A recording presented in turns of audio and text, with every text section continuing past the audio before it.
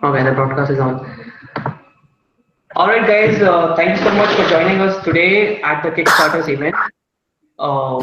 This is a special initiative that we guys did from CutShort to help people who were, great people who were working at startups that were not doing so good or so great. So we thought, why don't we connect these startups, the core teams at these startups with, the other startups or other companies that are looking for talent like them. And this is the event or the initiative that we thought would help them just do just that. So welcome and thanks so much for signing up for this event. I'll just give you a bit of background on what we do and about the event as well. So at CutShort, our whole objective is to work with passionate people who who just uh, who are obsessed about their work and they want to grow and learn. And the whole idea of CutShort is to make you professionally more successful. And we do it as a platform. We do it for jobs.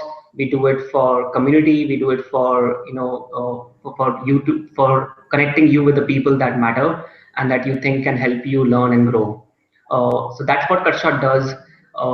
And this is the background of the event. Why we thought this event might be helpful. I wrote a LinkedIn post on that we were seeing a pattern emerging recently. A lot of startups or a lot of co-founders or early stage members at these startups, they were coming to CutShort to connect with new opportunities. And first, it looked to be a normal trend, but then the pattern started emerging. So we thought, these guys are looking out for next opportunities, but it's not so easy for them. Although they are super talented, they are courageous, but to help them find or to find an opportunity that does justice to their talent and their aspirations was not going to be easy for them. So we said, why don't we bring together the whole community on a single day and see if something emerges out of it. So that's how we got an idea of this event, and this is the first installment of that event or the initiative, and see how it goes from here. Uh, Now we are absolutely amazed by the response that we have got at this event. So we have had requests and participation coming in from all the top tier companies as well as a lot of early stage and mid stage startups who were looking for people who are just like the people who can take initiative in the startups. They value the talent who's smart or who is not fearful of taking chances, and they just got super interested in looking at the people who were working at their own startups. And these are all the names that came in. Not many more, and more are streaming in as we are talking. We also had success in reaching like this whole taking this initiative with the help of so many of you to more than 400 startup professionals. We actually have had more than 800 signups, out of which 400 are expected to be online today on our website. And if you are one of these startup professionals looking to connect with companies, then please create a profile card, and that will let you reach the companies that are coming here, and they will also be able to reply to your profile card. Right. So these are all the people who were founders, CXOs, heads, leads, developers, marketers across India who are working at their own startups. We have also, been overwhelmed with the kind of speakers that we have been able to get. These are the speakers, or these are the people who are, not giving you or giving us or sharing the insights from a remote standpoint. They are actually being, through the system. They've built their startups, and they have gone through, ups and downs of a typical startup career. And these people were, gracious enough to say that, hey, this is good for the startup community, and I want to be a part of it. So I'm glad to have these three awesome speakers who going to share their insights with us today. Uh, and I don't want to take too much of your time. So this is a team that worked on this event. We really hope that you find this event useful. We have been working on this event for the last 2 weeks. We are on Twitter at CutShort HQ. So if you have any questions or you want to criticize, comment, please let us know. Don't miss the Kickstarters phase 2 because as I said, the problem or the scale of this event is so large. I mean, we expect like 2,000 startups to be shutting down this year. That we just thought this will not be enough to do justice to this kind of opportunity for these guys in just one installment on just one event. So yesterday night we just put together one more event, which will be the Kickstarters phase 2, which will happen on 12 Jan 2017. So if you guys like this and want to be a part of that and help us in putting together that event, please sign up for the event and share and like that and share with the network. So with that, so this I'll just show you, or my team is here to say hi to you. So I'll just do the stop the broadcast. This is the team that hi guys. So hey everyone. Yeah, so we're glad you're here, and we will be here to support you guys. So one request is that there is an event broadcast window on the event page that you are on. So that use that event broadcast window only for important messages or broadcast to the whole participant or the community who's online today. For all your support issues, please talk to us using a chat thing which is there down there, which we typically talk through. So for support, please use that. And yep, that's it. So let's get cracking. So fingers crossed. All the best, guys. Thank you. All right. All right. So with this, I will hand it over to the first speaker, who is Siddharth from Upgrad. Yeah. So Siddharth, can you share your screen? Can you see that? Yeah, we can. Yes, I can. All right. Thanks, Nikunj. Good afternoon, everyone. It's a pleasure having you here, and thanks, Nikunj, for this opportunity. It's always amazing to share startup insights and how things have been moving in the industry, right? So without wasting much of the time, we'd like to start. How we are setting next 15 minutes, how we're going to talk. So if you see the topic that I'll be going to speak on is from starting a startup to joining one. So starting and joining are basically two ends of a thread, right? So where you start from somewhere and then you go through a roller coaster ride, you have gone through a lot, and then you take a step forward and realize within yourself, okay, now it's the time I should move on with more of a stability kind of a thing without letting the entrepreneur within being dead, right? So starting and joining are probably the two heavy terms here, which we'll be connecting next 15 minutes. So these are 3 points I would like to talk about.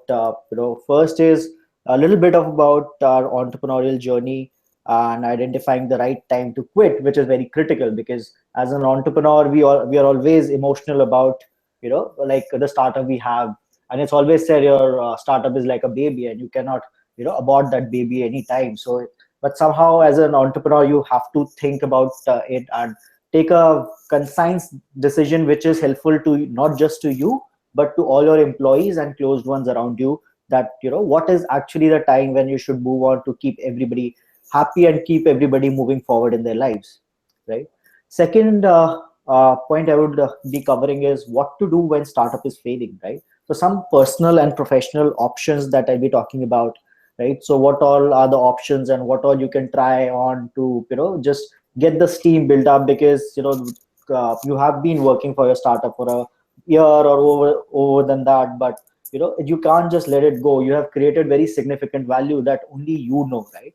And then you need to make the world understand that yes, there has been some value to it, and then you can't just dig a grave and put mud on it and move forward. No, that's not the way how to go about it, right? There are few things that at least being an entrepreneur, the within the confidence and the motivation is never to give up, right? So how to go about that and make sure that okay, something good happens with the name and the kind of effort that you have put in, right? And the third is a very critical point, transitioning into corporate, right? We have like when we start anything, or when we take a plunge into entrepreneurship, right? Most of the time we have come from corporate, right? because we do understand, okay, this is not the way things are done. I want, I have my own style, I have my own way of work. I can definitely do things better that are being done in the present. So this is again just finishing off your life's loop, and just trying to understand, okay, it's not that bad, but if I have a proper mindset and if I can adapt well, so mindset and adaptability, which I'll be talking about, then we can actually get settled. And it's all about a right choice, right? It's a right partner that you need to find to move forward in life. So you have to check a lot about where do you want to do, what is your passion all about. And being an entrepreneur, you become more passionate about the things you love. So if you're a product guy, if you're a marketing guy, if you're a a business guy, it depends on you completely, how actually you are taking that up, and what passion you have, so that that passion actually drives forward the new projects and new initiatives that you take, right? So Yeah. to begin with, the first point, entrepreneurial journey and identifying the right time to quit. So we, as Pikingo, I graduated from IIM Bangalore 13 batch, and post that had worked with Mr. Narendra Modi in his core strategy team in Gujarat, right? And then having worked there for a year when he became the prime minister, then I moved on to start up Pikingo, right? Which were with my colleagues from that particular strategy team, which was based out in Gujarat, and we were heading projects like Chai Pe Charcha, 3D rallies, etc. So having said that, we had that kind of a thing that, okay, now we just don't want to go to corporate for now. At least let's try something.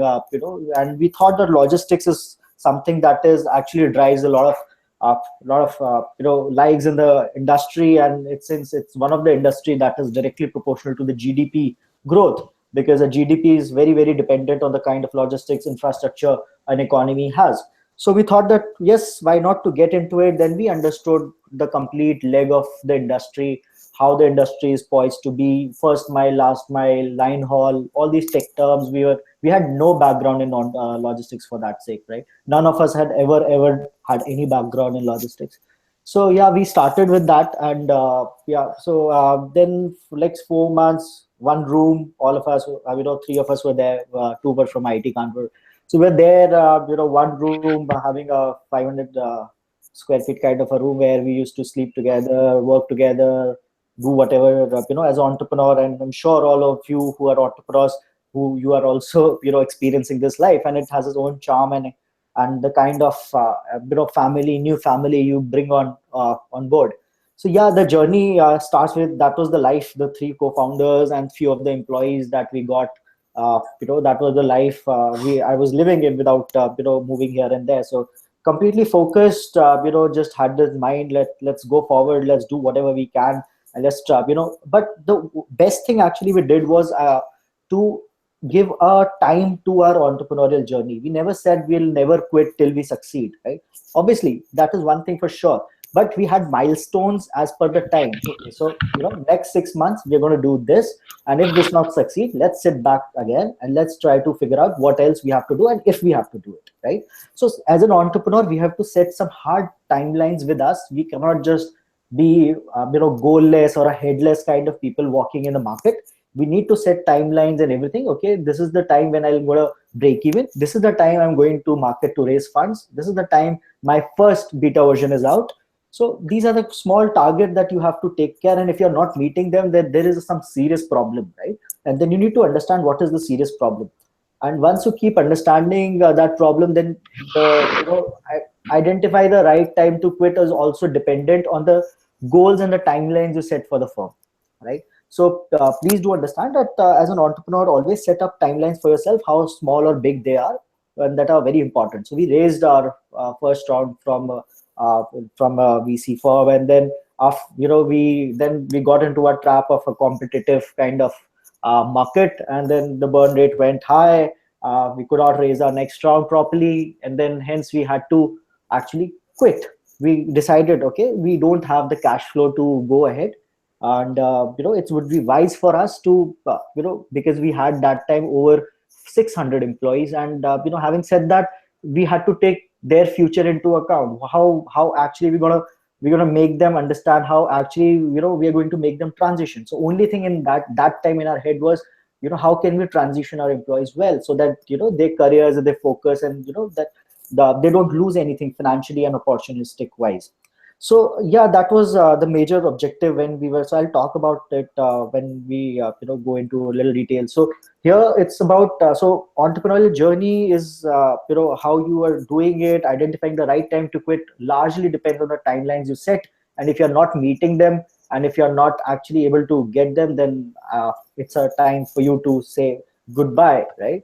So this is something. Then but when do we actually what to do when a startup is failing, right? We realized it we realized it 2-3 months back that this is not working out. Unit economics is not working. Investors are being a little pushy that okay, we need to get some good revenues on board, we need to raise a next round. So we were in so much hurry that we actually realized 2 months before shutting down that okay, this is not going ahead, because even if you're not able to raise rounds, if you're not able to keep your cash flows in account, and if you're not able to manage your finances and your timelines well, then you do get that inner conscience, okay, now it's the time that the startup is actually moving in a wrong direction, then what to do, right? So there are some, so these are all the things which I had no clue about. It's all about after doing this, I'm able to write down a few of the points, right? So options and characters that are required at a personal and professional, because being an entrepreneur, personal motivation drives your professional decision. If you're not personally motivated, if you're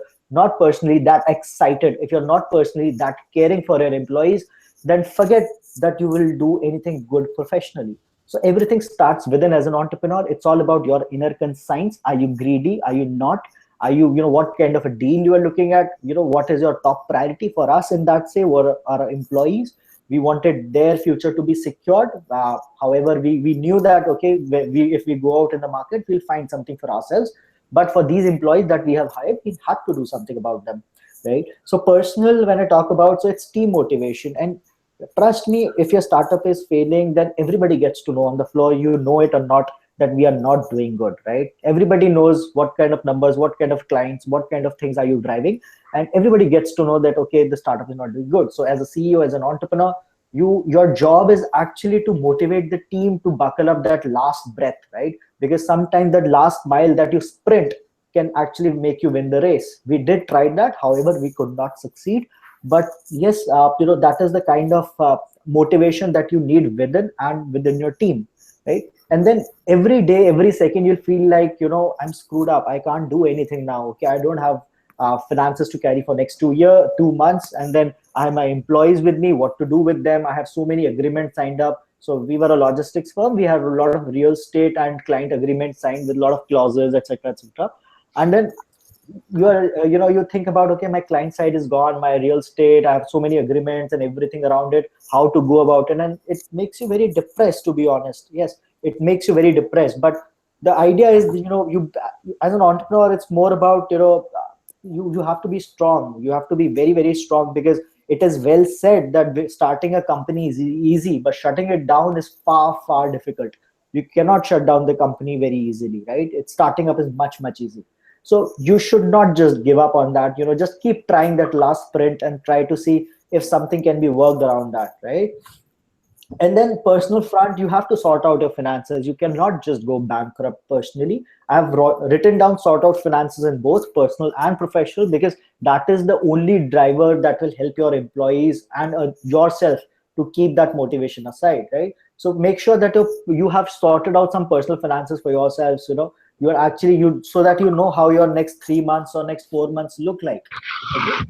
So this is how the personal part of the character that is required. If you go about professional, so when your startup is failing and you have 2 to 3 months, which is a fairly good time, okay, these are the points that you can focus on. You can focus on an acquisition deal, acquire, sell product, sort of finances. So acquisition is something that that we took that option morely because of the fact that we had similar kind of companies in the market who were decently funded, more funded than us.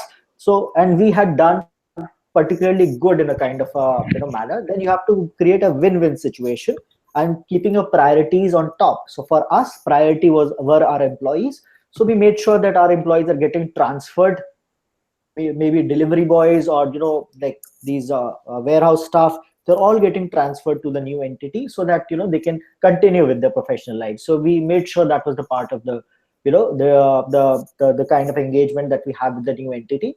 So it is about, professionally, you have to be very, very smart enough.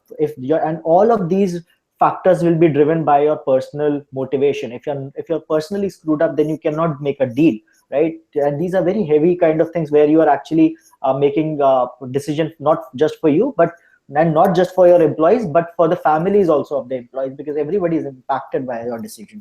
So make sure you are at a very good personal state of mind while taking these decisions.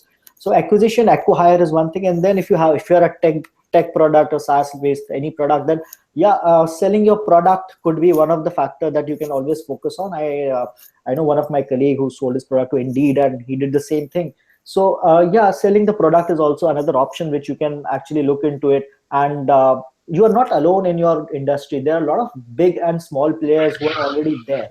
So make sure that you are able to you are able to connect well. And one thing very critical I want to mention here: always talk to your competitors, because we had a very good rapport with our competitors. To be honest, we used to talk to them a lot, right? The CEOs, everybody, and we used to talk to them. Okay, if nothing, that we just used to have a very good rapport with them.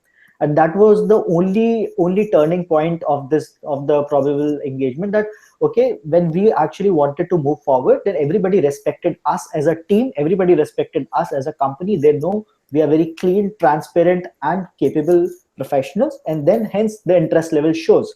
Because acquisition and all are not business deals, they're mostly 60-40, where 60% is about the team, the kind of culture, the kind of business you have been running in, and the 40% is all about the business revenues and everything around you say.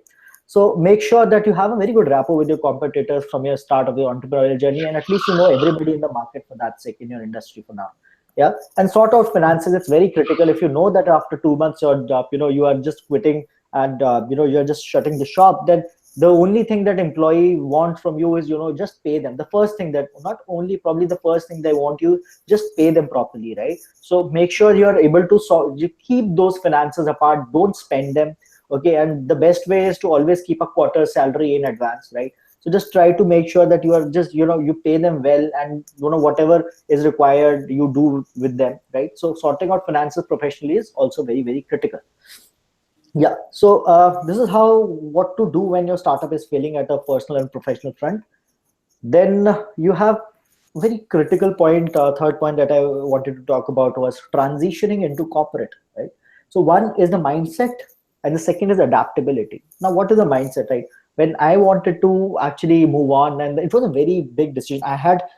When I was actually, when we shut the shop, and then I had few offers where where I could have joined as a co-founder, right? But somehow I decided, maybe not to do it. I wanted, just I went for a break for a month, completely on a break. Then, you need your time when you're transitioning, right? And don't be in a hurry to take decision. Take your time around it, because it's a life decision, right? So take a break. That's the first thing I want to talk about. Whenever you're transitioning, just take a break for 10 days, 15 days, 7 days. Just take a break and just think about it, what you are doing. And you will ask yourself a lot of questions. Okay, how am I doing it? What am I doing? You'll get answers to unanswered questions as well, right? So, and the second point is understand no work is big or small. So as an entrepreneur, we somehow have that feeling that, okay, whatever I am doing is the best thing, is the biggest thing that somebody can do in this particular industry. But maybe not. I mean, or maybe yes. I mean, you need to just get into that mindset. Okay, if I'm asked in my company just to make a daily status report, a DSR for 1 month, I will do that, right? So just be calm with your mind, okay? And because I know you have hired employees to do that as of now, but when you move forward into a corporate, then you don't have that luxury of giving work to your employees. However, your team would be there. But then small things is also something that you have to manage. So understand that no work is small or big. Make your mindset like that. Whatever work will be given to me, small or big, I will do that to the best of my ability and with my best of all my entrepreneurial skills. Right? And then the third point is impact, right? Whenever we start and you ask the motivation behind starting up for an entrepreneur, it's about impact. I want to create impact in the market. I want to make sure that these many people are impacted with my product or idea, and I'm able to change lives of the people. That is the reason we try to start, and we try to find a pain problem in the market and we try to solve it. That's basically, in simple words, is all about entrepreneurship. But no, I mean, you need to, from when you are moving into corporate, then you need to be a little patient with the impact, because the impact will not come as quickly as you want, and then it leads to frustration. And this is the major reason why people leave corporate jobs, right? But I would say that just have patience with the impact part of your thing. If you're given a task to say building a community around your product or anything, so just understand the pace will not be as great as how you wanted it to be, but respect the entrepreneur, respect the founder, respect the company, that yes, at least whatever they are doing, they're doing slow, but can I add more value to the smallest of the things in life? And that is very exciting, and that is very challenging to do, right? We can add value to the large things in life, but can you make that mindset that okay, now I can add value to the smallest things in life? So be patient with the impact. It will come for sure if you're working well. So that is the kind of the mindset you require once you are transitioning into corporate. You need to be very calm person. You need to just control all your emotions. You need to soak it in, and you need to just tell yourself, okay, whatever work I'll be given, I'll be doing it with my best of my ability, and whatever I can do to make this company big or to make this project successful, and you will do it. Because I'm saying that as an entrepreneur, we take everything to ourselves. We take projects, and if I'm given a project, I take it personally rather than professionally. If I'm attached to it, I have to make sure that it has to happen, because I have that personal work ego in it. And as an entrepreneur, I believe a lot of people have that personal ego, that if I'm doing something, that it has to be successful, right? So keep that thing up alive, but little be calm and around that. Yeah. Second is the adaptability part of it. Yeah. So learn to take criticism. I know as an entrepreneur, we had employees and nobody ever came up to me and said, Siddharth, you're doing this thing wrong. However, when you are in corporate, or on a daily basis, 5 or 6 people come up to you and they will tell you, okay, you are doing this thing wrong.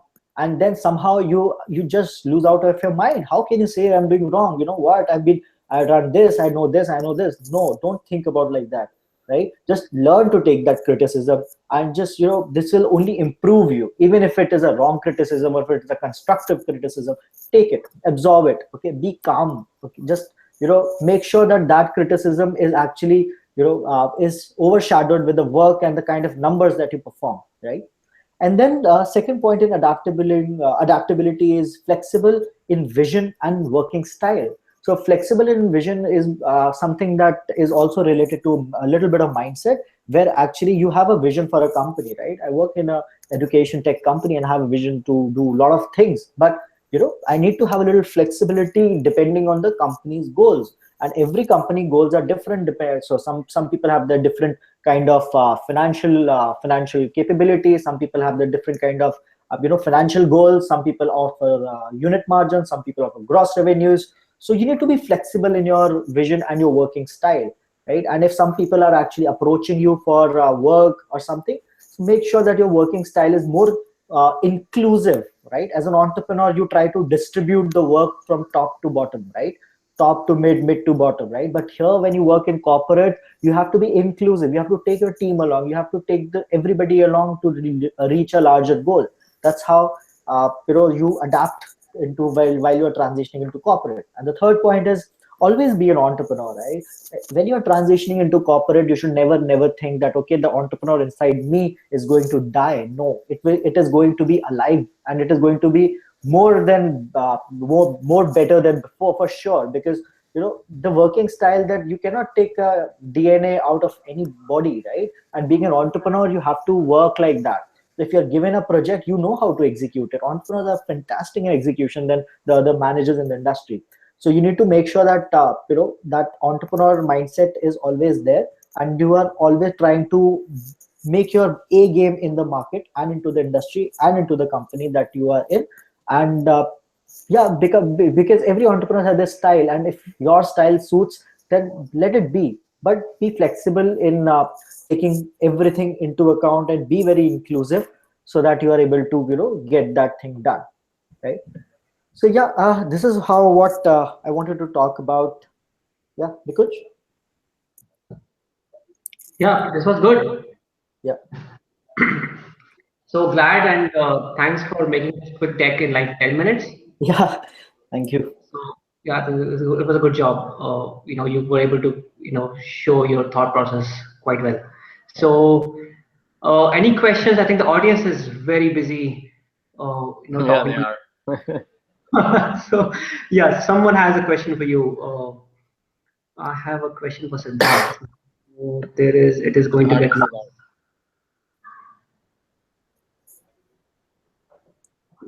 So let me see. Superb presentation. So you have some comments.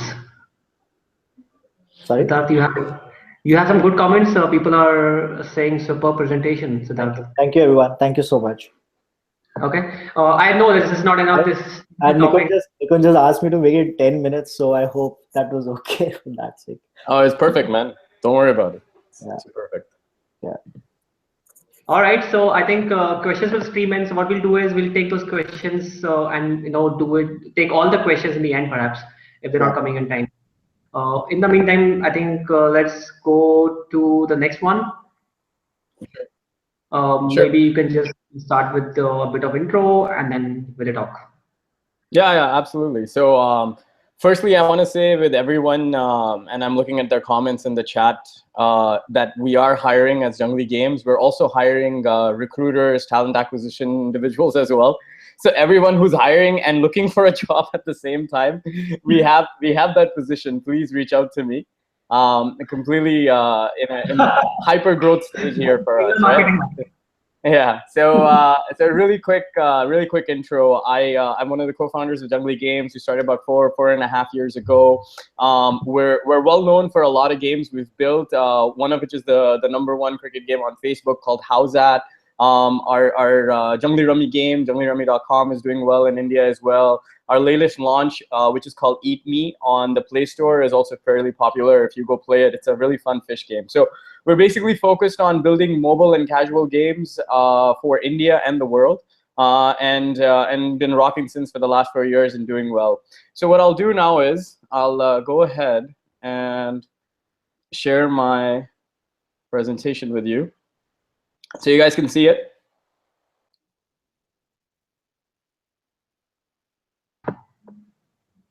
Siddharth, Vivek?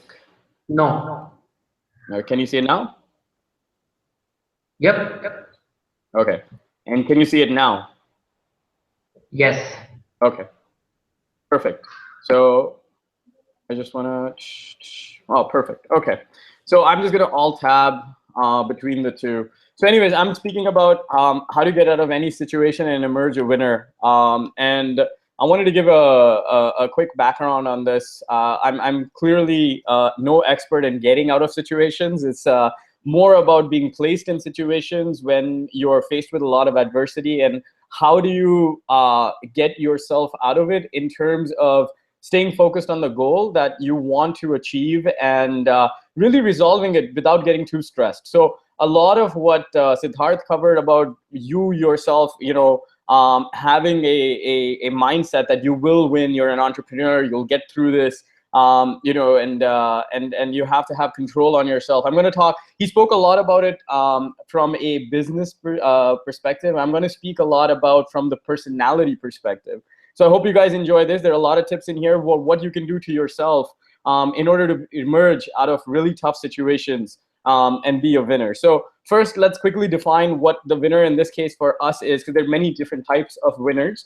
Mainly what I'm trying to do is teach you or show you how when a situation gets bad, you can still stay focused on your goal and actually achieve your goal. It's not, winning and losing are very binary. If you play sports, you can win a game or lose a game, but that's not the point. The point is, if you have a goal, you want to achieve something, you want to work at a company, you want to get an interview, or you want to hire for a role, and I'm using those examples because those are mostly the individuals here, it's how do you stay focused on that if you are facing a situation such as you failed an interview or you had failed hires. So that's sort of the definition we go with on how to stay focused and really meet your goals, regardless of the situation. The first thing you should know is, and I tell everyone this, that even in our team and our company, that failure is not permanent, guys. It's okay to fail. It's okay to not succeed at something. I have personally 7 times done businesses before I got to Jungly Games and before I got to a place where I've built a 100-people team, myself and all the great leaders that we have here, and really built a company that we can be proud of. But it took a lot of failure to get here. It's only permanent. Failure is only permanent if you quit. So if I chose to give up on my goal, which is to create a successful company, then maybe someone can look at me and say, hey, you failed. But even then, I'm not concerned, because what you really learn in the process of trying and working towards what you want to achieve, it will be invaluable for you moving forward, because you really always should have your eyes on your goal. And really, one thing you always have to know, and this is really applicable to people, who are actually in school and colleges, is no one will remember how much you failed when you win, which is really comes down to no one remembers your marks. No one asks you, what you scored effectively, and if they are, then they're really not focusing on your true strengths in interviews or when they're trying to hire you. So really, what you should always go through is, if you didn't do well in anything, whether it's a test, an interview, or a business goal, stay focused on your goals. Remember, failure is not permanent, and it will only be there if you quit. But instead, give yourself the chance to continue trying, and you will achieve the success you want. I wanted to give a small example. It's in my slide. No one remembers the West Indies team when they really, really sucked bad in the 90s and the early 2000s. They were beaten up by everyone. But if you follow cricket, this year they won all formats of cricket: Women's World Cup, Men's World Cup, Under-19 Boys World Cup. That cricket team is just, everyone feels so tremendous. But really, if you go back, the reason they're so good, guys, is because they lost for 10 years. They were getting beaten down in all formats by everyone. And they really pushed hard as a team. They didn't mind all the failures. They made all the changes necessary. And then they really, really made every ball count. And ultimately didn't let failure become a permanent part of their life. So as I go through this, like I said, failure is not permanent. Always remember that. Next, there are 2 books everyone I feel should read. Everyone who joins Jungly Games, we actually gift them these books. They're very, very close to me. My books always keep changing. These are the current ones I decided that everyone should at least have a look at. The first one is very important. It's called The Hard Things About Hard Things. And really, I see a couple of nods in the room here, which is the real story behind this is the story of Ben Horowitz and how he built his company, which was completely failing, actually. It was, every chapter in that is about something that went wrong with them while they were building their company. And really, again, how they persisted and got through that. So everything I'm covering here, the business aspect of it is in that book, and I really insist people read it. The other one is 0 to 1. Everyone knows Peter Thiel. It's really important to read that, again, from the perspective of knowing and understanding the mechanics of how you can get out of situations if you know enough about the mathematics, the statistics, the product design, the business, and even the leadership element of any particular fact. He covers that over many chapters, but those are 2 very, very important books, and I hope you guys took a note of that. It's very important. If you go through it, whether you read 1 chapter or whether you read the whole thing and you do it quickly or short, it doesn't matter. I insist that you will absolutely get some value out of the books if you choose to go through it. So again, getting out of a situation and becoming a winner has many parts to it. I'm going to cover them all in my slides as different pieces. I should have numbered them. You have to pardon me. This is first thing. The first point is, don't worry. And if you've ever seen the movie Bridge of Spies, that's where the screenshot is from. There is a spy in that has been caught by the US government, and he's basically being told that we're going to put you in jail for a very long time, you might get hanged, this is treason, and giving him all these problems. And the look on his face at all the points was very neutral. And Tom Hanks is the lawyer who's talking to him. So Bridge of Spies, by the way, very good movie. Tom Hanks talks to him and says, "You don't look worried." And the guy's response is, "Would it help?" So I have the link, sorry, not the LinkedIn, but the YouTube link at the bottom of the screenshot. You should watch the 2 minutes if you haven't watched the movie. But throughout the movie, this guy, and this is a true story, by the way, he was indeed caught. He's a Russian spy. And throughout the movie, he's always very neutral and doesn't worry. And if anyone ever asks him, "Why aren't you so concerned? You're about to be hanged or be taken down for treason," he really comes back with, "Would it help?" And the truth is, worrying never helps anyone. In no matter what situation you are, you will absolutely get no value by saying, "Oh, screw this, oh my God," or any of those exclamations which are really just related to worry. So I really implore to everyone, which is, give up that bad habit. If you face a problem, it doesn't help to worry. So really, if you face a problem, what you should be doing is what I'm about to cover in the next few slides. But what you should not be doing is worrying. So really, it doesn't help.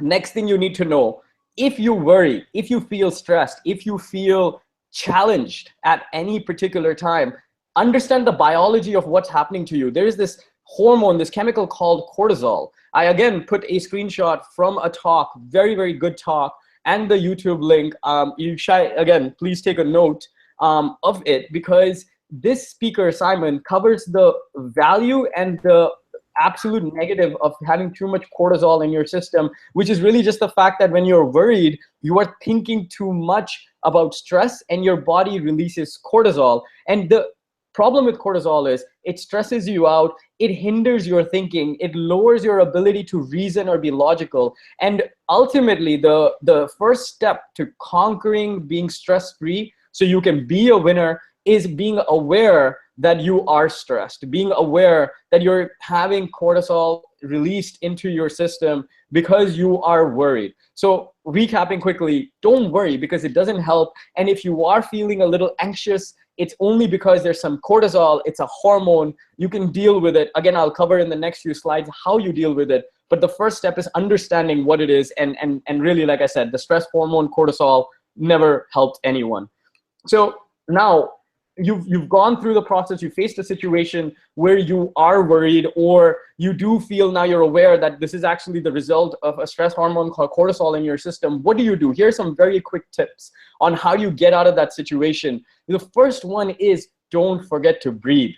A lot of people get caught up in a tense situation and just don't breathe. You have to remind yourself, oxygen helps you think.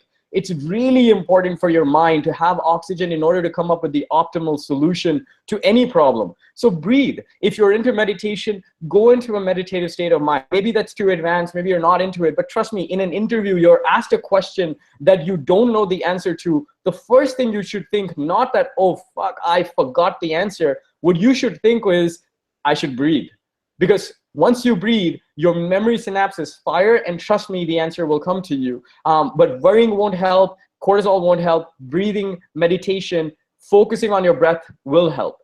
Also, have water. People just don't value the amazing effects of water in any situation, especially a stressful situation. I get all these really, I think, ridiculous excuses like, oh, if I have water, I have to go to the washroom too many times. I'm in an interview. If I have water, I'll have to step out 5 times. It's embarrassing. No, you will pretty much guarantee yourself a job if you have water in an interview and you answer the questions stress-free, as opposed to thinking about the fact that I'm thirsty, I can't breathe, I have so much worrying going on. Why choose to fail your interview? Instead, just excuse yourself, man. We're all biological creatures. And really, the washrooms in Jungly Games have multiple urinals because I insist people have water, and they're always on their top, of their thinking practice. Finally, the last thing you can do and you should do before you go into an interview, before you're going into a tough hire situation or any challenge,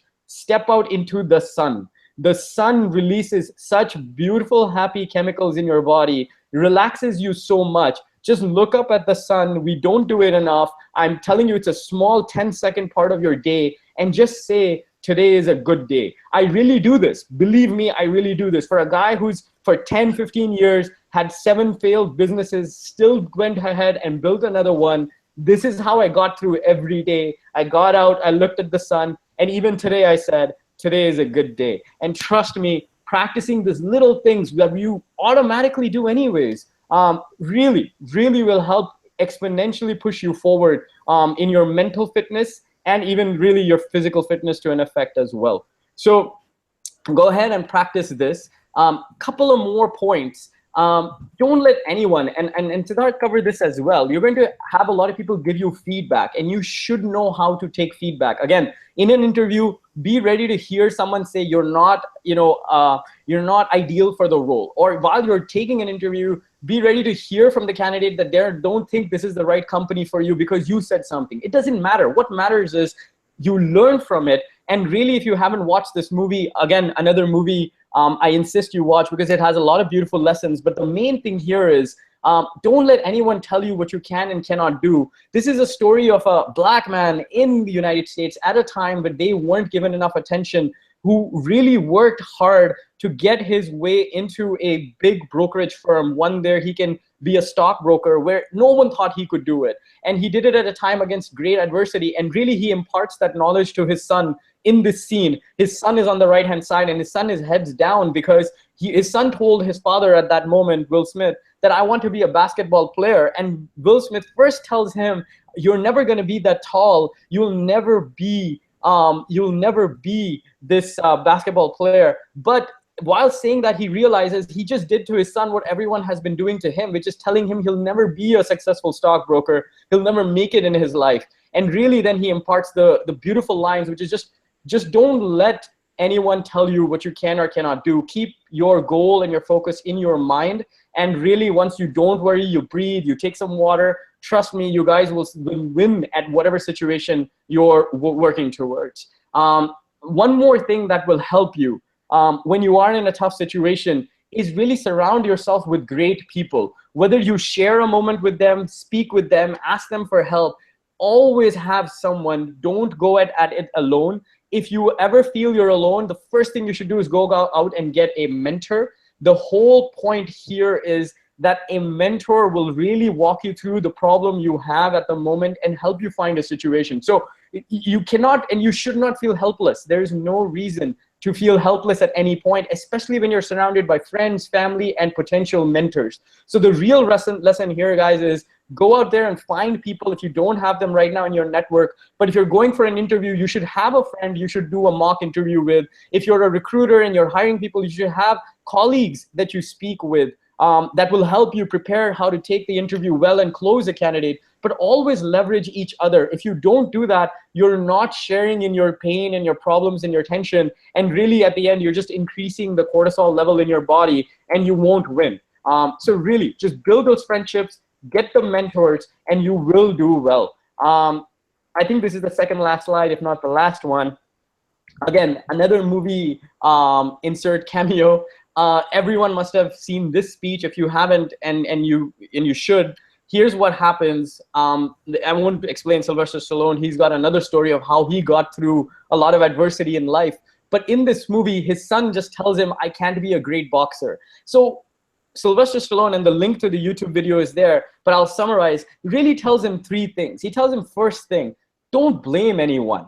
There's no reason for you to blame anyone or anything, because the only thing standing between you and your goal is yourself. The fact that you convince yourself you can't achieve it. Yes, the situation is bad. Yes, you failed at something. Yes, you didn't do something right. Accept it, learn to take the feedback, but allow it to make you better and move forward. So the first point is don't blame people. The second one is life isn't fair. It's going to always present you with situations that are just going to really beat you down. In boxing terms, it will always punch you. But in reality, like, it's just, there's so many good and bad moments in life. It's a mix. We all have that. So really understand and accept it. Accept it, because the last point he makes is keep moving forward. Situations will come up. They won't be good situations. But if you're doing everything I've said before this, and you really remember that life isn't about how hard you get hit, it's about how much you can take as a hit and keep moving forward, then that's how winning is done. This is an exactly verbatim quote that I quoted from Sylvester Stallone from the movie. And I'll say it again, life isn't about how hard you get hit, and you can hit. It's about how much you can take and keep moving forward. How much can you just ingest and really remember that your goal is there, and you shouldn't worry. You should breathe. You should have water. You should step out in the sun, because tomorrow is another day, and you will achieve success as long as you keep moving forward. So last slide, again, I'm just going to summarize. If your mind is worried, you will not come up with the solution. There's a very famous quote at the bottom of my slide, and I didn't come up with it, but I kept it a secret who did, because many people should know this. If not, you should Google who it is.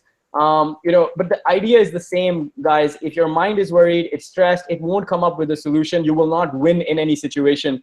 In order to win in the situation, in order to emerge out of adversity, you really have to slow down, breathe, remember that you can come up with the solution. Give yourself the space, time, motivation. Inspire yourself with stories of whoever you believe is a successful person. And trust me, your mind will clear, the solution will arrive. I'm sure many of you experience this in exams, in interviews, or in situations in life. and really thought about it later, which is like, wow, I knew the answer to that, but really just need to calm down and it will come at that moment. So I wish you all the best. Again, the 2 books, The Hard Thing About Hard Thing and 0 to 1, I insist you read them. You can find them for free. I won't tell you where, or you can buy them. That's fine too. And finally, we are hiring at Jungli Games. Very happy to look at people who would be looking for a position, or you can reach me on email, Twitter, or LinkedIn as I put through. Thanks for your time. Yeah, thanks so much, Rahul. Quite a lot of food for thought here. I think I'm gonna have to look back at the old presentation, all the little nuggets there. Definitely gonna try. This weekend is gone, man. Yeah, no worries, no worries. Lots of movies to catch up on, right? And also the West Indies, maybe the scorecards or they Oh track. yeah, that's an incredible story, man. And they beat us, by the way. They beat us in all finals in order to achieve those World Cups. So everyone knows the T20 men's, but it was just amazing to lose the other ones too as well to them. Yeah. Interesting books also. Yeah, thanks. This weekend is definitely gone. Awesome. Thanks. So there are a lot of activity going on in the chat box. I have to find this question. I have found a few questions, but I think we'll take them in the end so that collectively you guys can answer that. Sure. Because we are short on time, why don't we move to the final speaker, who is Sachin from nearby. So Sachin, can you just make a bit of introduction and then you can start the talk. Sure. Can everybody hear me clearly? Yes, absolutely. Okay, great. Nice to see you, Yep. Rahul. Nice to see you, Yeah, Siddharth. likewise, man. Likewise. And thank you, CutShort.io, and thank you, Nikunj, for this opportunity. I think it's a great place to be, and 2 of the most very, very encouraging talks we heard right now. I think okay, to start with a brief introduction. I co-founded Nearby. Nearby is a local, hyper-local startup in the space of services. We were the rebranded version of Groupon India. 6 of us started Nearby. We actually bought out the India business of Groupon. It was quite a interesting takeover where in bunch of Indian founders backed by Sequoia Capital went to Groupon Global and said that we want to buy out the India arm because we were not very happy with the way Groupon was running it, and we wanted to kind of run it independently. 12, 14 months down the line, we realized that 6 of us were probably too many cooks in the kitchen. We're still great friends, but 2 of us decided to move on and do something else in life. So while the other 4 are still kind of on the front, taking Nearby to its next destination, me and one of my other co-founders have taken a back seat while we're still part of the business, still invested in the business, but we're not playing an active role. A lot of things I learned in the last 1 year. I've been a marketing guy throughout my life in the past 12 years, all through consumer internet businesses. Started with InfoEdge, went on to DirectEye, and launched a bunch of brands from Naukri.com to Jeevan Sathi and Big Rock and so on and so forth. So I've been in marketing for internet brands for almost 12 years. Nearby was my first entrepreneurial venture, and I've now kind of moved out of it after about 14 months in it. So that's a little bit about my history. What I'm going to talk about today is personal branding. It's a very controversial sort of a topic. When I talk to a lot of founders, they say that, my personal brand is not important, my organization's brand is important. Well, that's true, and that's how it should be, right? But it's very important that we also, while we are building startups, we realize that every investor, every organization invests in people. They do not invest in ideas. They do not invest in business models. They invest in people. People are the ones who can build multiple startups, and we have innumerable examples of those, right? It's not that a business model is more important than the people. We as organization leaders, we as employers know that a business is as good as the people we have. So it's very important to build your personal brand because you are a different entity from the business. I think this is one big difference that I realized when I started working as an entrepreneur and when I met people from the Valley. This was the big difference. You know, they thought that their business was an entity. The business had a start date and an end date, but they were larger. They were the ones who could create multiple businesses. The business would not kind of control. So I'm going to talk about how important is personal branding and what can you do to create your own personal brand. I've just shared my screen. Is the deck visible, guys? Yes. Yep. Okay, perfect. So as the famous Jeff Bezos said, personal brand is what people say about you when you leave the room, right? It's not about what people say in front of you. It's not about what you think about yourself, right? Whether you're an employee or you're a CEO or a founder, it basically is what people are thinking about. It's an amalgamation of what you think and what people think about you, right? In case of founders, it's extremely important to have a brand on their own, because that is what also rubs off on their organization. That is what impacts what people do when you're not around. It impacts the culture. So it's extremely important for everyone from founders to employees to have to know and really understand their own brand. Whether your startup's doing really well or it's not, it's important that you invest in your own brand. If you look at the number of startups that fail, about 90% of startups fail, right? 42% of those fail because of lack of product market fit. There are hundreds of things that people blame. My VCs didn't give me enough money. My product fit was not there. But at the end of the day, the individual survives the startup. He moves on to create history. We've seen multiple of these examples, right? Rahul here just said that he's built so many startups. It's if he would have not built a personal brand for himself, he would have not realized what he stands for, what he lives for. He will not be able to build those multiple startups. So as I said, what is your personal brand? It's an amalgamation of how you see yourself and how others see you. Moving on, it's very important to invest in yourself. Investment is in being mentally fit, physically fit, in reading more books, as Rahul said, watching some movies, having entertainment, having hobbies, having a life beyond work. It's extremely important. Invest in yourself, know who you are.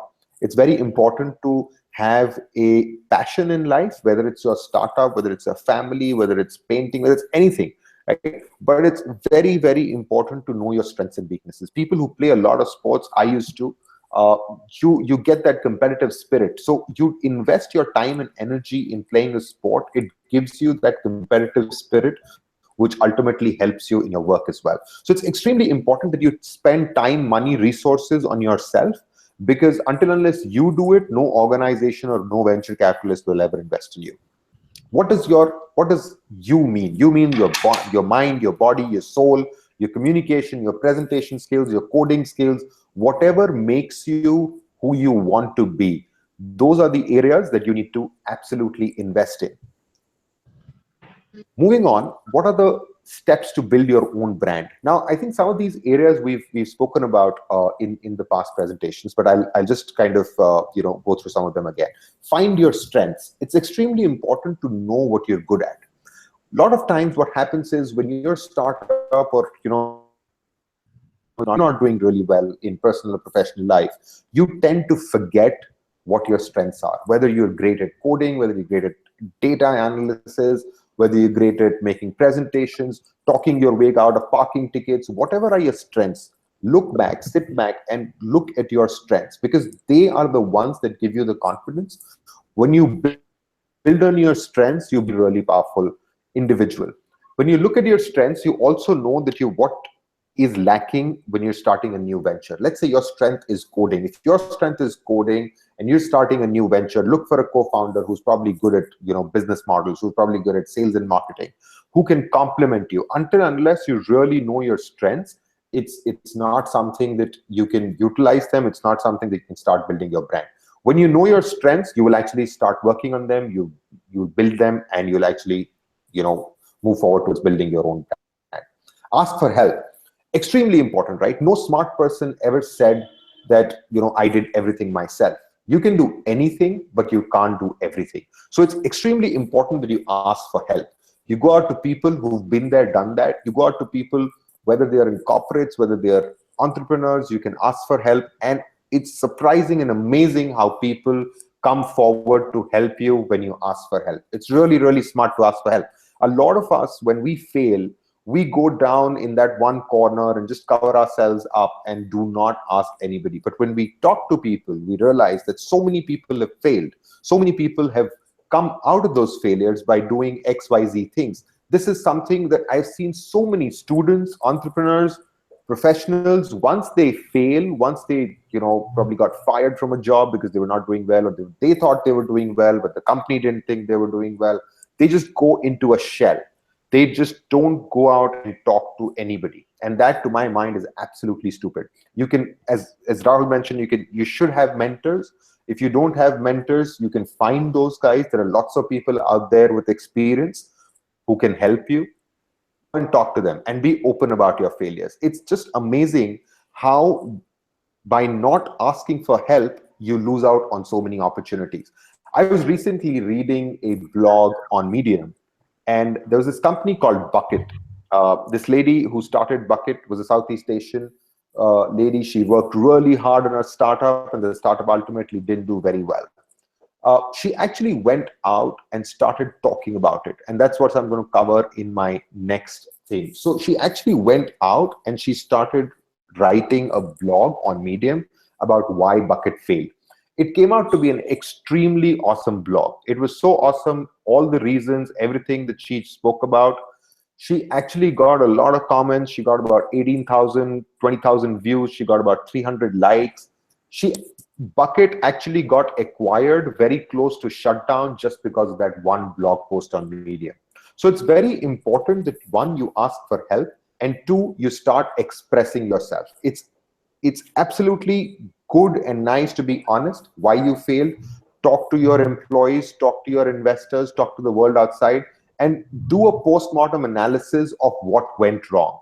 That postmortem analysis can get you to people, can get you to resources, can really have the confidence of your own organization, your own employees. They will back you because you're being honest. So it's extremely important in your brand building journey to find your strengths, ask for help, and express yourself. When you're expressing yourself, you need not use just social media platforms. You could use multiple other forums like these. You could go to startup gatherings where you could talk to people, one-on-one interactions, whatever you are comfortable with. But it's very, very important that you express yourself. Moving on, and the last and the most important thing is help those who can learn from your mistakes. You could have made a lot of mistakes. A lot of people right out of college doing startups, doing a lot of things, and just go out and try and help them as much as you can. Take out a few extra hours, probably mentor you did, and you will see that your personal brand will really grow. People will respect you not because you have $1 million or $1 billion startup, but because you're ready to help, and that is what matters. That is what builds a personal brand. Ultimately, what is building a personal brand? A personal brand is for you, yourself. It's for your investors. It's for the organization that you want to work into. It could be for anybody, your friends, your family. Your family really supports you when you do a startup. There's so much you take away from your family, from your personal time. When you build your own brand, your family feels that, yes, there is something that, there's something to look up to. And that is it really increases their confidence as well. So that's more or less it from my side. Finally, what I would like to end by saying is, wounds. We all have wounds, but don't lick your wounds. Celebrate them. Talk about them. Share the story with the world. There'll be a lot of people who learn from it. The scars that you carry are basically telling the world that you were a fighter. So there's no need to hide them. It's every one of us has failed sometime or the other in life, but it's how we come back. It's what is important. That's it. Thank you. Nice. Yeah, thanks, Sachin. That was again a lot of food for thought. I personally also kind of related to that. I think I've been also guilty of not doing those simple things right. Look forward to doing that. Right, and a lot of people are coming in with questions, and a lot of applause for you guys. So great session, guys. People are loving the the simple nuggets of information that you guys are sharing, and I love the way it is very personal. It is not preachy. It is coming right from your own personal experiences, and you guys, have done a great job. So let me just take a few questions and yep. Let me just take a few questions. So one question is how to remain motivated for a startup guy. Anyone of you can take it. Sure, I'll let Siddharth go first, then I, and then Sachin. We can all give our points. Okay.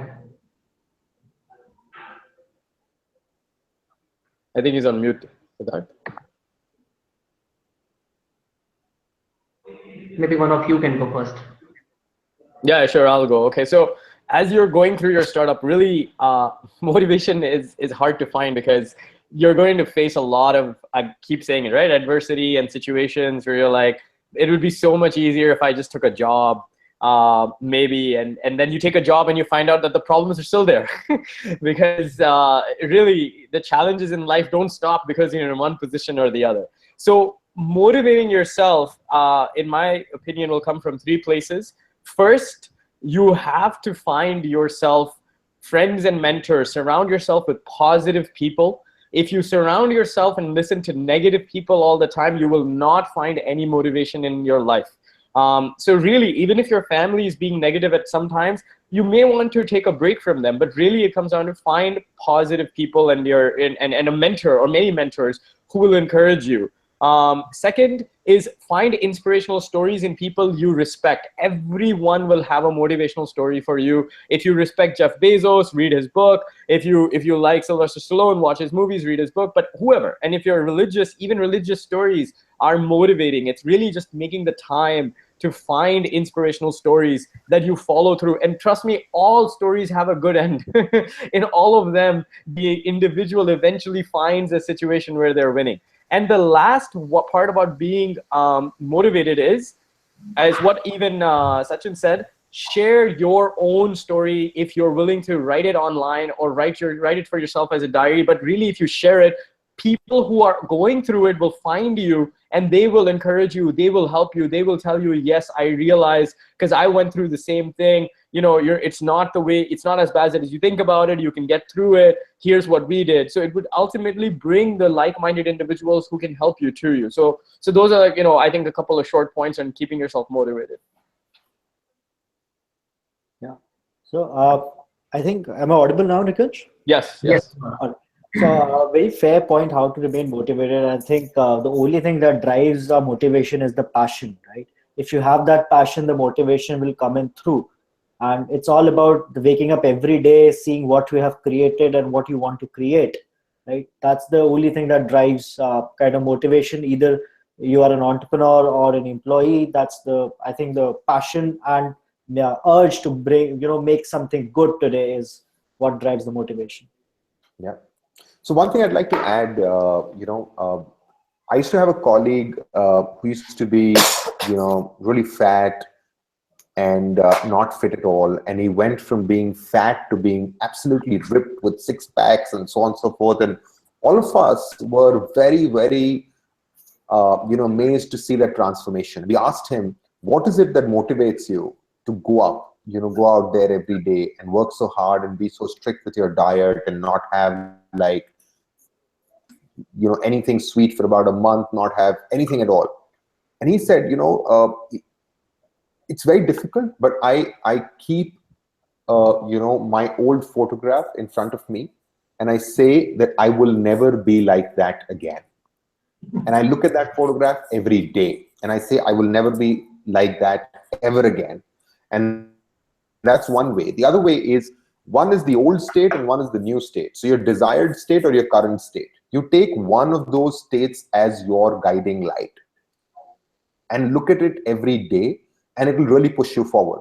And then there were days when, we would have a meeting like 8:30 in the morning, and he would show up for the meeting, then he would still go to the gym if it's like, 9 o'clock in the night. And we said, why do you do that? He said, it's important for me. The motto that I follow is that get up, dress up, show up. I will get up, I will dress up, and I will show up. Even if I don't do anything in the gym, I will spend 15-20 minutes there, but I will come back. but that tells me that this is a place that I have to go everywhere to get to the state that I want to be in. There will be bad days, there will be off days, but you need to get up, dress up, and show up. And that is what will motivate yourself. It will motivate your employees. It will motivate the people, your team. Very, very important, in my opinion. Yeah. Nice.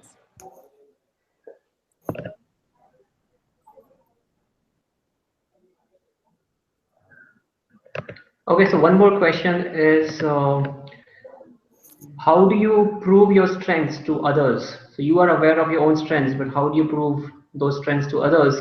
This is especially true when you are looking for industry change and you need to convince others that you are good at those skills. Yeah. I'll let Sachin take it. Important to start expressing yourself. When you start expressing yourself, when you start writing about things, when you start talking about things, there'll be people who will read about it. So one, to realize that you have a certain strength is to have a blog, to have social proof of what you're doing right, and that could be a very, very helpful thing. They go through a detailed analysis of your social media profile. What do you do? Whether you're sharing cute Pokemon photographs, or are you talking about the subject that matters? A lot of people get social media wrong. People are sharing cute things on LinkedIn, and they're sharing professional things on Facebook. So get that sorted. If you want to tell the world that you are an expert, a subject matter expert in something, there is a way you can express yourself. It could be a blog, it could be a small write-up, it could be a small talk, it could be anything. But you need to deeply engage. And the good thing about today, which we didn't have back when we started our jobs, was that there are places like Upgrad, there are places like Coursera, where you can actually go and really upskill yourself, get a certification, and then prove the world that yes, this is. So there are two ways. One is you express yourself, and two is you actually go and get certified. And that's not very difficult in today's world to get certified. Again, you're investing in yourself, you're getting certification. That is how you'll be able to prove that this is where you stand. Yeah.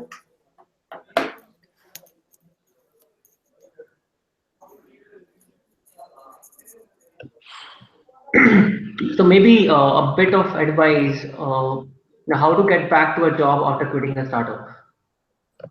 Yeah. So I think finding strength as Nikunj asked about the previous question. It's all about showing yourself, as Sachin also mentioned. It's about expressing yourself, and expressing doesn't mean just blabbering. It also means just putting the numbers right on the face and right on the table, that yes, you are here for some business and you are here for something to prove yourself, right? So always make sure your numbers speak. Everybody has their own KRAs, KPIs, right? So make sure that whatever you are allotted to, whatever you have to do, those numbers speak volumes for you. And obviously just be loud in taking these numbers to other ears as well, how Sachin was mentioning about.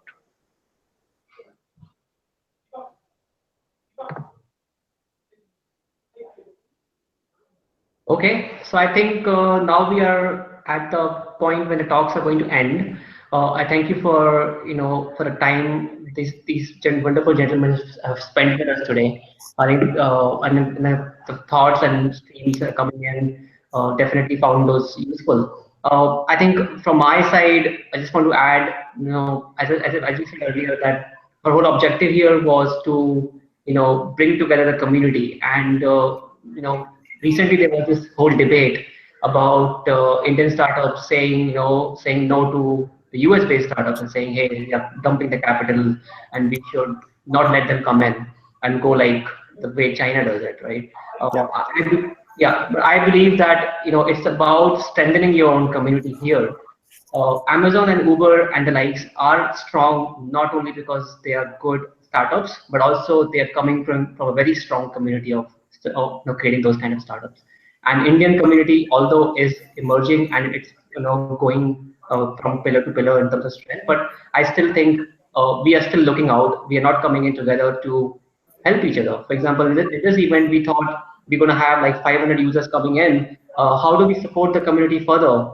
and we said, we tried out an idea, it didn't work, but we wanted to promote a few startups which were bootstrapped, young, and had interesting products. So we wanted to give them a free showcase on our event page, because it didn't really cost us anything. It would help the community. And I think this is what will perhaps be more important and useful than asking government to ban startups. Instead of that, I think we should promote more collaboration and start sharing thoughts with each other, because as Sachin rightly said, and all the speakers practically pointed that out, people are isolated. And when you're isolated, you're not learning.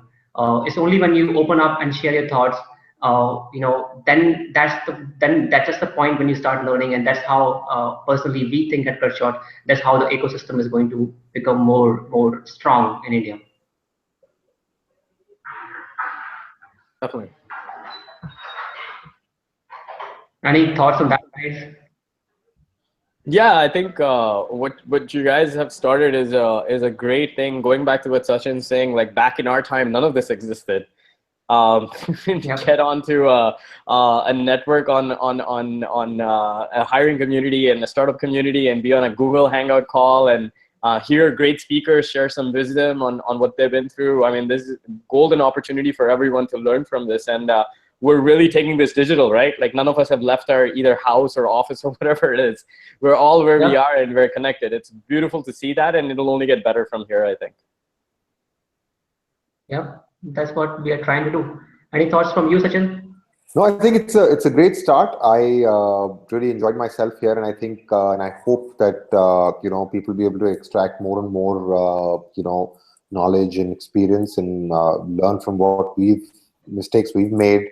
And you should call more speakers. There are more experienced guys out there who'd love to share their experiences. I think this is a great way to go. All right, Siddharth, any parting thoughts? You're on mute, I think.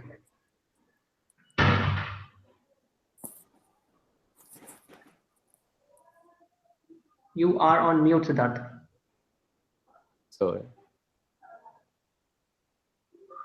hello? All right, I think he's figuring out how to get his audio back. All right, we will connect now. Can you hear me now, Siddharth? Okay. All right, so we'll take a pause here. There's next version of next phase of Kickstarters coming in January. If you like this event and you want to be a part of it, you want to help us organize that better. There are a lot of issues that we learned today, and I think as a young team that try to do this, I definitely feel proud, but I also feel that there are a lot of things that we could have improved. So help us improve, support us in our next event, which is a Kickstarters phase 2. Yep, I think I'll see you again. Thank you so much, everyone. Let's be in touch, and let's make the startup community stronger. Yeah, thanks for having us a part. Thanks. Cheers. All right, guys. Thanks. Bye. Bye-bye.